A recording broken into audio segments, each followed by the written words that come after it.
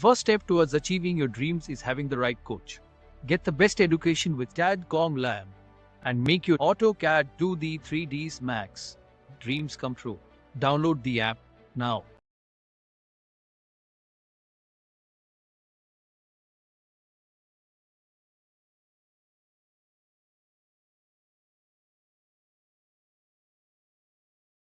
फिर होस्पोस हो जाती है, समझ में नहीं आता। इसीलिए आर्किटेक्चर पार्ट में इसीलिए कॉल आउट्स को यूज़ करा गया है, डिटेल कॉल आउट को यूज़ करा जाता है ताकि आप उनको मार्क करके अलग सेपरेटली शो करा सकें सिस्टमेटिक वे में। डिस्कस किया था, मैंने बोला था कि हम लोग जब काम करते हैं रैविट में तो सबसे इम्पॉर्टेंट चीज़ होती है फैमिली डिज़ाइन। फैमिली डिज़ाइन के बेसिस पे ही हम सारी डिटेल्स को निकालते हैं। फैमिली डिज़ाइंस अगर हमारे पास नहीं होगी तो हम कोई भी मॉडल की डिटेलिंग नहीं कर सकते। दूसरा ये है कि वर्किंग में भी थोड़ा सा इम्प्रूवमेंट की ज़रूरत है। आपका भी काम अभी अंकुर नहीं है।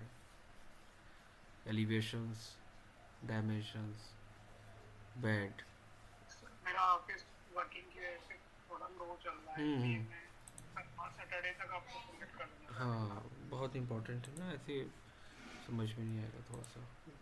बाकी सर मैं वर्किंग कर रहा हूँ लेकिन इंटीरियर की वर्किंग नहीं, जो नए प्रोजेक्ट हमारे आ रहे हैं स्टार्ट कर रहा हूँ। अभी कोई भी ले लो प्रोजेक्ट, पुराने प्रोजेक्ट ले लो क्लाइंट के, कुछ भी ले लो, फ्लोर प्लान में से बेडरूम को निकाल लो, है ना, कोई इशू नहीं है वो। लेकिन वर्किंग में सबसे इम्पोर्टेंट है काम अगर हम कर रहे हैं तो जब तक हमारे पास रैबिट में फैमिलीज़ नहीं होंगी हम काम नहीं कर सकते। ये मैंने पहले भी बताया था। फैमिलीज़ को डिज़ाइन करके रखो अपने पास, टाइप्स ऑफ फर्नीचर्स को फैमिलीज़ में बना के ब्लॉक बना के सेव करके रखो ताकि उनकी डिटेलिंग कर सकें। और डिटेलिंग जब पॉसिबल है जब हम उसको बनाएंगे। इसमें हमने बहुत सारी डिटेल्स के बारे में डिस्कस किया है। मैंने डिटेल प्लान क्रिएट करा है, प्लान के अंदर वो फिनिश शो कराना, कहाँ पर कैसे देना है उसको, टैगिंग करना, डोर टैग, विंडो टैग, एक डिटेल लेआउट बनाना।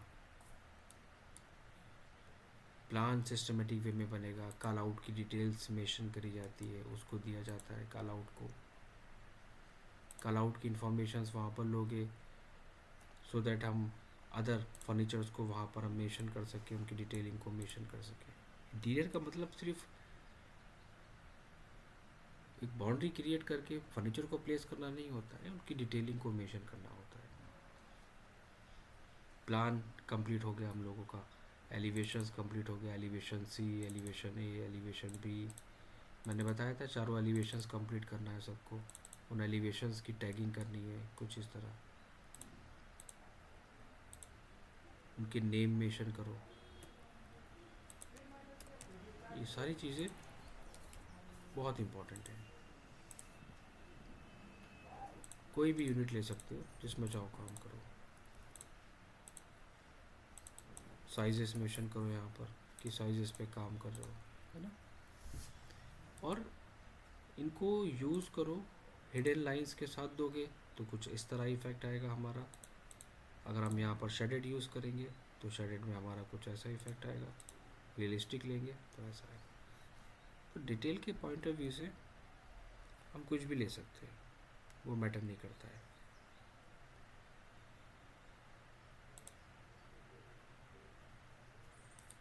जो डिटेल्स आपको वहाँ पर मेंशन करनी है। हिडन लाइंस में देना चाहते हो, हिडन लाइंस में मेंशन कर दो। शेडेड में देना चाहते हो, शेडेड में मेंशन कर दो, शेडोज ऑन ऑफ करके। अब डिटेलिंग का प्रोसेस क्या है कि यहाँ पर सिर्फ डिज़ाइनिंग का मेन कॉन्सेप्ट नहीं है। आप अगर किसी एग्जांपल अगर आपने यहाँ पर लूवर्स वगैरह मेंशन करें ड्राइंग्स के अंदर, तो वहाँ पर लूवर्स की डिटेलिंग भी इम्पॉर्टेंट होती है और हम उस डिटेल्स को भी कॉल आउट के थ्रू वहाँ पर निकाल सकते हैं। कॉल आउट का यूज़ इसीलिए दिया गया है, कॉल आउट को हम इसीलिए ही यूज़ करते हैं ताकि हम हर एक पार्ट की डिटेल्स वहाँ पर मेंशन कर सकें। एलिवेशन ए कॉल आउट। अब एलिवेशन ए में अगर मैंने यहाँ पर इस कॉल आउट को मेंशन करा है तो एलिवेशन नेम में कॉल आउट की डिटेल आ जाएगी। आप उसको रीनेम कर दो।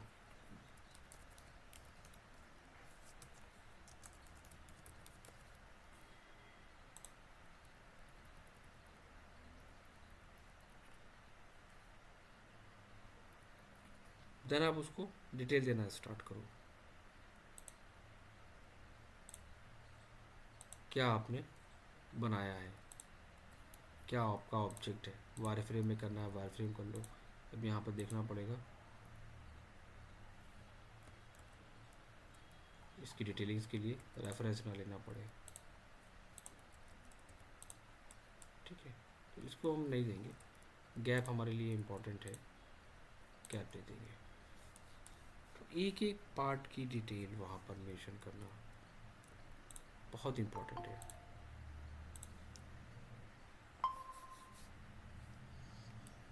तो यहाँ पर सिर्फ मतलब ये नहीं आ रहा है, कहने का मतलब यहाँ पर ये नहीं है कि हम इसको मेंशन करें,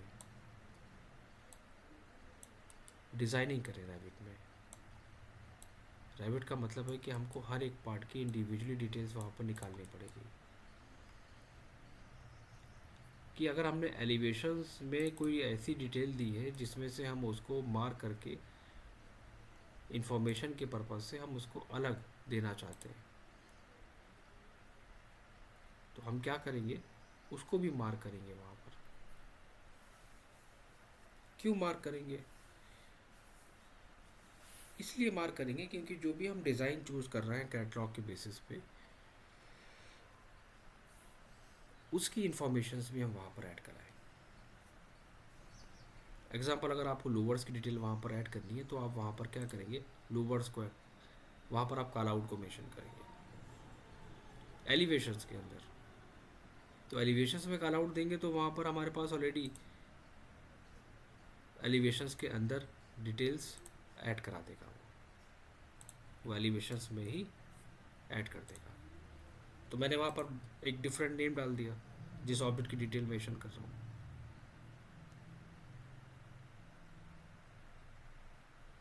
तो अब इस पर डबल क्लिक करोगे तो ये पार्ट हमारा आ जाएगा, मैंने इसकी इन्फॉर्मेशन दे दी। अब इसके बारे में क्या मेंशन करना है वो आप टैगिंग करके मेंशन कर दोगे, कुछ भी जो भी देना है।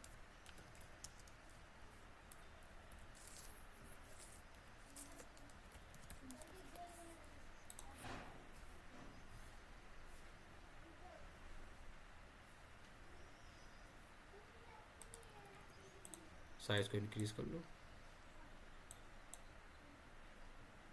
तो अब इसमें क्या क्या मेंशन करोगे वो आप अपनी वर्किंग के बेसिस पे साइज़ को मेंशन करोगे, डिटेल को मेंशन करोगे, मटेरियल को मेंशन करोगे, जो भी मटेरियल है। कोड अगर आप उसका दे दोगे तो कोड भी आप दे सकते हो। तो काम करने का मतलब यहाँ पर सिर्फ ये नहीं हुआ, काम करने का मतलब हुआ कि डिटेल देना। डिज़ाइनिंग बहुत आसान है।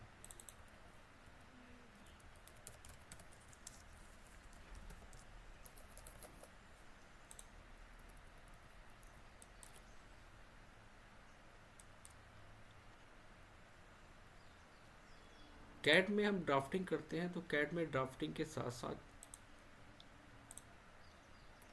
क्या इसमें ऐसा फीचर्स है कि हम किसी भी डिटेल को मार्क करके उसमें और भी चीज़ें हम ऐड कराएं? बिल्कुल कर सकते हैं, लेकिन उसका एक तरीका है। आप कैड पे काम करते हैं, कैड पे आप चीज़ों को ड्रॉ करते हैं, डिज़ाइन करते हैं, राइट।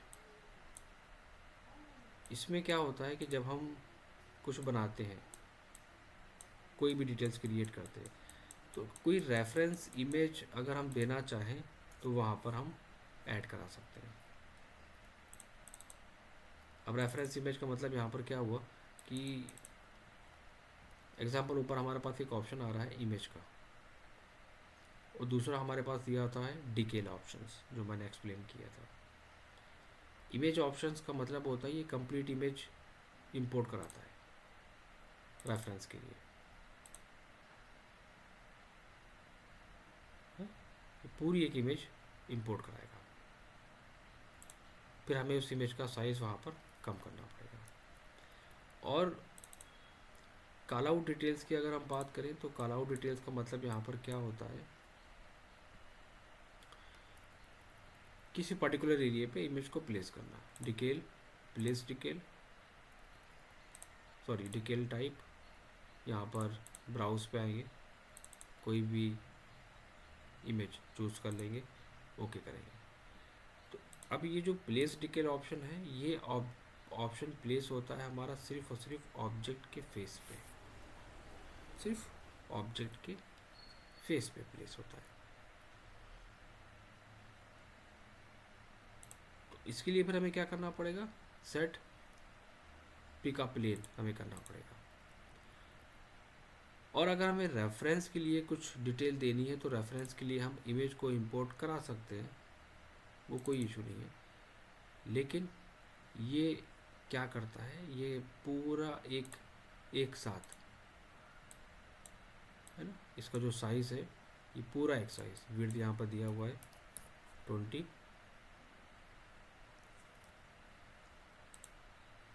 इसको आप चेंज करेंगे।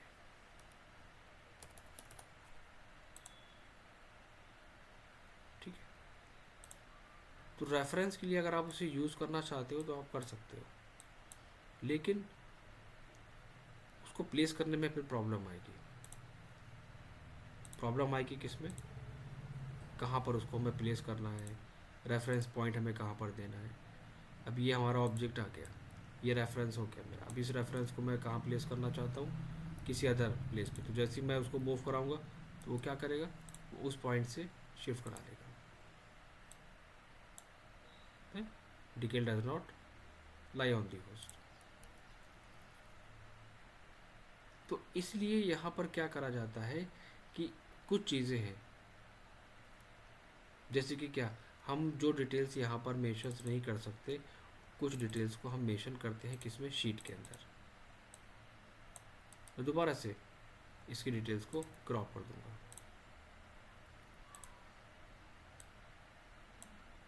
तो कॉल आउट डिटेल्स हमारी सिर्फ उतनी ही रहनी चाहिए जिस पे हम काम करेंगे, उतनी पार्ट हमारा मार्क होना चाहिए।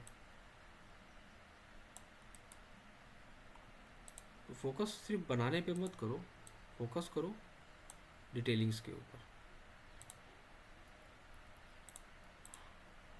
डिज़ाइनिंग इतनी डिफ़िकल्ट पार्ट नहीं है।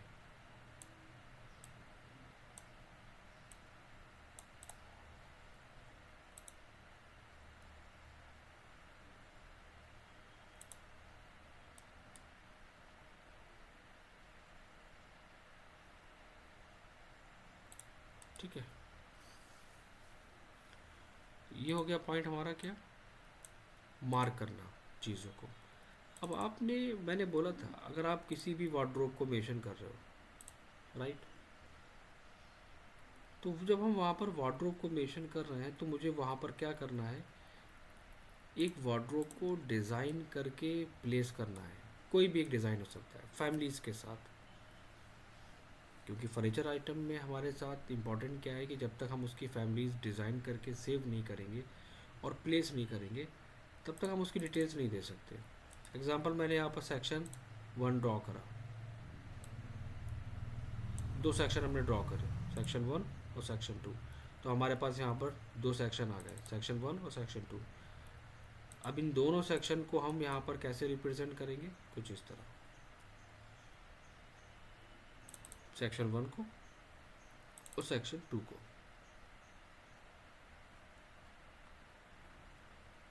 अब कंडीशंस क्या है कि वायर फ्रेम करेंगे तो कुछ इस तरह डिटेल्स हमारी आ रही है और कुछ ऑब्जेक्ट भी हमारे विजिबल हो रहे हैं। ये नॉर्मल सेक्शन में होता है रैबिट में, आप उनको हाइड कर सकते हो। कुछ ऐसे ऑब्जेक्ट हैं जो हमें शो नहीं कराने, हमें डिटेल देनी है सिर्फ वार्डरोब की, तो आप उनको हाइड कर दो, सिंपल। अब वार्डरोब आपने निकाला सेक्शन, अब आप वार्डरोब का सेक्शन यहाँ पर मेंशन करेंगे और उसके बारे में एक्सप्लेन करेंगे।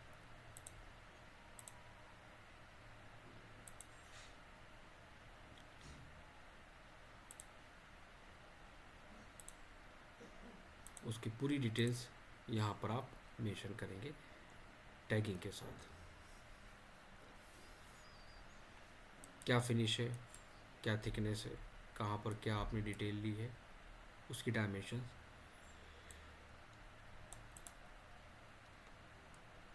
सेक्शन का नेम, क्या सेक्शन आपका है,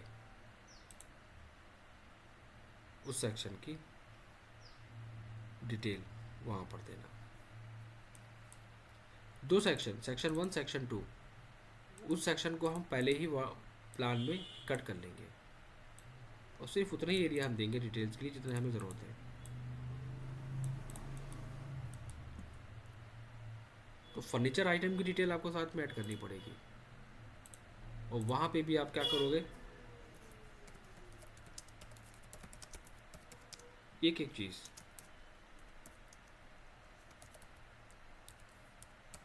जो भी है,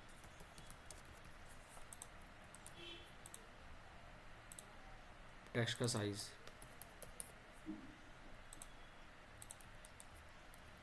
तो अब यहाँ पर डिटेल्स आपके पास क्या क्या आएगी। अब आपको वहाँ पर अपने प्रोजेक्ट के लिए मेंशन करना पड़ेगा कि थिकनेस, ड्रॉर फॉर थिंग्स किसके लिए यूज़ कर रहे हैं, वहाँ पर बोर्ड का साइज़ आप क्या यूज़ कर रहे हो, बॉटम थिकनेस आप कितनी ले रहे हो, स्कर्टिंग लेवल आप कितना वहाँ पर मेंशन कर रहे हो।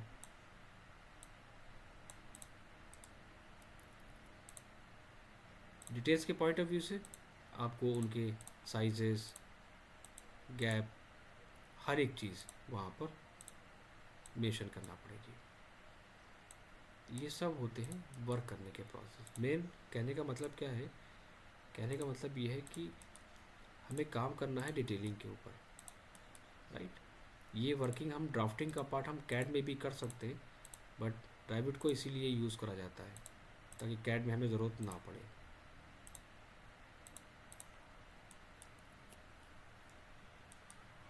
वार्डरोब डिज़ाइन करेंगे मैनुअली, वार्डरोब का सेक्शन ए, वार्डरोब का सेक्शन बी, मैनुअली एक एक पार्टीशंस क्रिएट करना पड़ेगा, एक एक पार्टीशंस वहाँ पर हमें क्रिएट करना पड़ेगा, देन वो फिर समझ में आएगा।